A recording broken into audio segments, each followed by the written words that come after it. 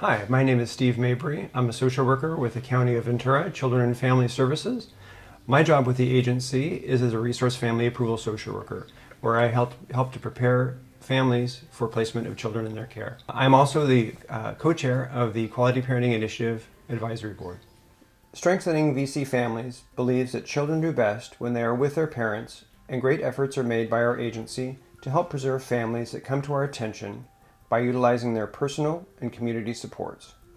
Should their children require out-of-home care, developing a team-based approach is essential in assisting that family in reunifying. To work towards helping families stay together, our agency follows the ideas of the Quality Parenting Initiative, or QPI. At the heart of this initiative is the development of relationships between birth parents and the caregivers. By creating these relationships, it becomes one of the ways it helps these families heal. There are two very important questions social workers receive from children in out-of-home care nationwide. Are my mom and dad okay? And do my mom and dad know where I am? When a connection is made between a parent and a resource family, the exchange of information about the child's daily routines, their likes and dislikes, and their unique and individual needs, it helps the children settle into the resource family home and provides a greater level of comfort to them.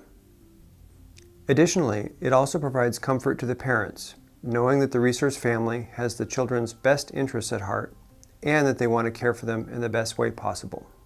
Building these relationships through comfort calls are an important way to support reunification and help to create that support network so these children can return to the care of their families.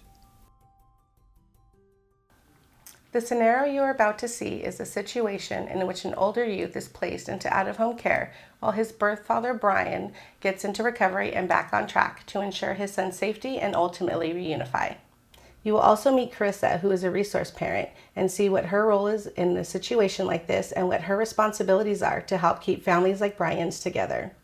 These are their stories. So my role as a resource parent is to bring these kiddos into my care and give them a loving and safe home.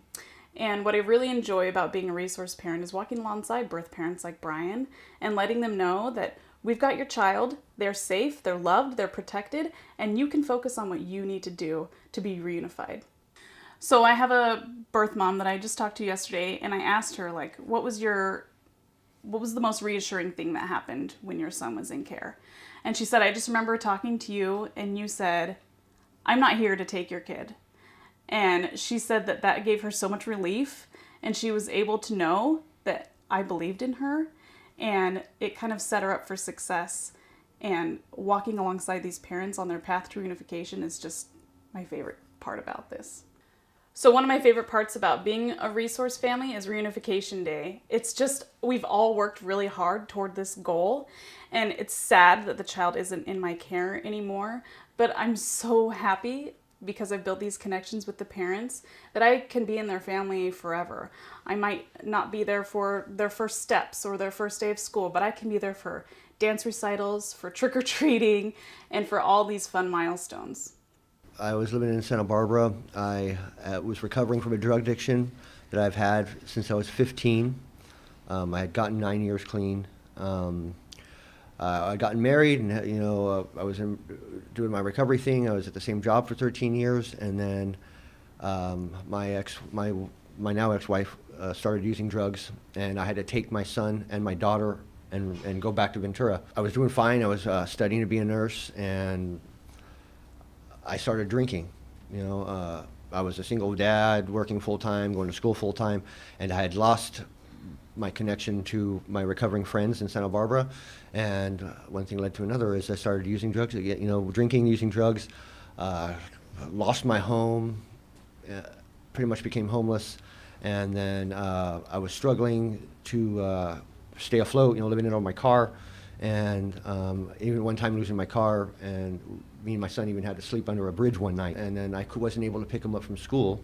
So because my car broke down all the way across town, and I had to skateboard all the way across town. But by the time I got to the school, he was already under the care of the foster system. It took me 18 months to get him back. I was terrified. I didn't know what to do. I was homeless. I'd lost everything, and now I had lost my son. So I didn't know what to do. I just did what was asked of me, and I got myself clean. We got into a rehab, and that's where it started from there to getting my son back. And it took me 18 months to get him back. I met the first one time, and she was nice. She was really nice. She was an Asian lady that was taking good care of my son. Like she would put him in karate. I got in a picture. She'd sent me a picture. She got my phone number, and she'd sent me a picture of him in karate and stuff, and putting him through basketball. A couple of things where I was just like, wow, I got to see that someone really was caring for my son, and was caring about me too, I guess you could say, because she didn't have to send me a picture or let me know what was going on with him. It took a lot of work. I know that nobody raises their hand, says I want to be an addict, or no child raises their hand and says I want my parents to be an addict, And so it's an ongoing process that it's just continues to grow, and I'm so grateful that the system is changing. Like even in the short period that I've been with them, since I came on as an ambassador and stuff like that. Like it's just to see the county doing something, going that extra step, that extra mile, and some of the resource families that are coming up that I'm hearing that are stepping up and really caring about people. Is going to make all the difference.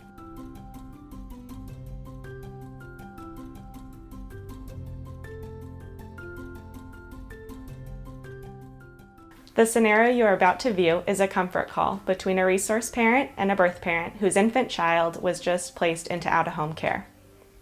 In these situations, we always want to act in the best interest of the child to ensure that they are safe, comfortable, and on a similar routine. This is Valerie and Megan's experience. Hi, is this Megan? This is she. Hi, Megan. This is Valerie. I wanted to call and let you know that Caden is in my care and he's safe. I'm a resource parent and have been working with the County of Ventura Children and Family Services, and they'll be in touch with you as well. Hi, Valerie. I'm so happy that you called. I've just been so worried about Caden. I had no idea where he was, if he was safe, if he was okay, if he's been fed. Thank you so much for calling. Of course. Let me fill you in on what's going to happen so we're on the same page and can work together to get him back into your care as soon as possible. Okay, yeah, thank you so much. Again, I've just been so worried. I feel a lot better now that you've called. I'm sure. I know this is a really difficult time, and I just want to make you as comfortable as possible and let you know that I'm here for you and that I'll take absolute as good of care of your son as possible. You've been assigned a social worker, and she's going to get into touch with you to create a plan for you, and she'll also create a plan for Caden. It'll map out everything you need to know about your child's placement with me, what steps you'll need to take to get him back into your care. And I know it's super overwhelming and scary, but I just wanted to reassure you that Caden's safe in my care, and I'll make it a priority to keep communication open with you. One of the things I really wanted to know about is any routines he might have or schedule so that I can make sure that the continuity is there. What can I do? Thank you so much. You're right. It is very overwhelming. I would have never thought about that. Well, he pretty much sleeps through the night, but he needs a nap between 7 and 9 a.m. or else it just throws off the whole rest of his day. With food, he doesn't have any food allergies that I know of. And he has a pretty distinct cry when he is hungry, so I'm sure you'll be able to tell when he needs a snack. But other than that, he really loves being outside. Like, it's his favorite thing. If he ever is having an off morning or afternoon or anything, you can just put him on a blanket outside in the grass and he'll calm right down. I'd feel a lot better if you took him on a walk in the stroller. That way he for sure gets that outside time that he needs. Oh, good. I love to be outdoors, so I'll be happy to take him outside and get him on a blanket or walk him in the stroller. So that sounds great, and that's really good information to know. Thank you so much. Hang in there. I know, again, that this is rough, but the social worker will call and give you all of my contact information, and you can feel free to reach out to me. I'll be in touch with you to give you updates. I'll text you pictures and anything else that you might want, and make sure that he stays on his routine as much as possible.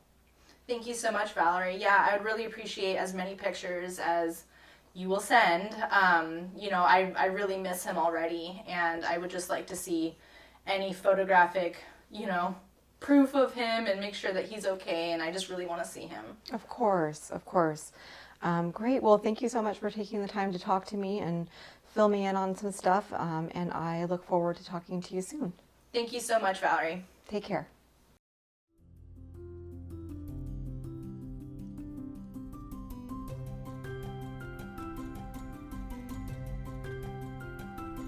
In this scenario, you will view a comfort call between two relatives. While the conversation can be difficult, it is still beneficial for the child as they are in a familiar environment. This call shows the dialogue between two relatives to get on the same page with the mutual goal of reunification. This is Manny's story. Hello?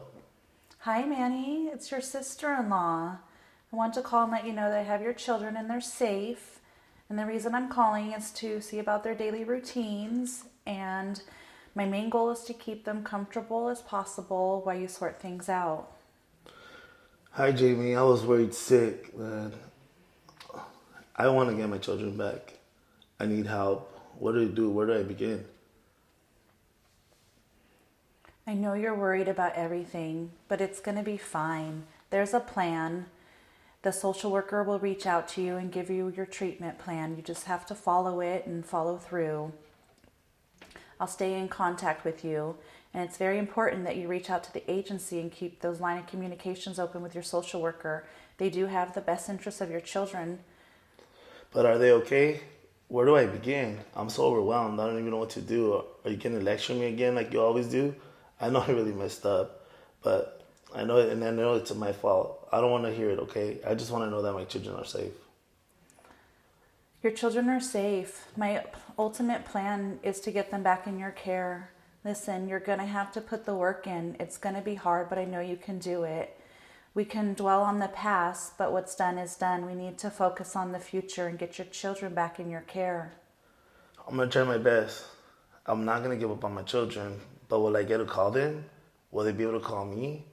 I want to make sure that they get the same care as they had when they were with me.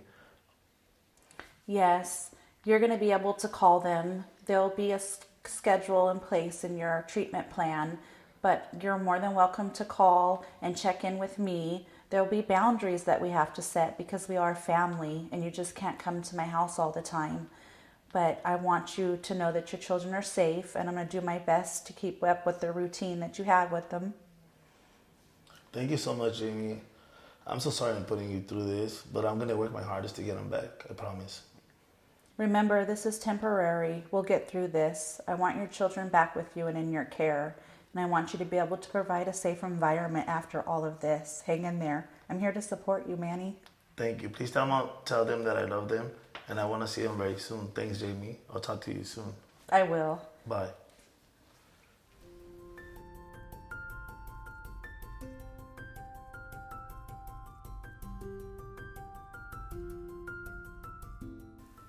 On behalf of Ventura County Children and Family Services and Homes with Heart VC, we thank you for taking the time to watch this video.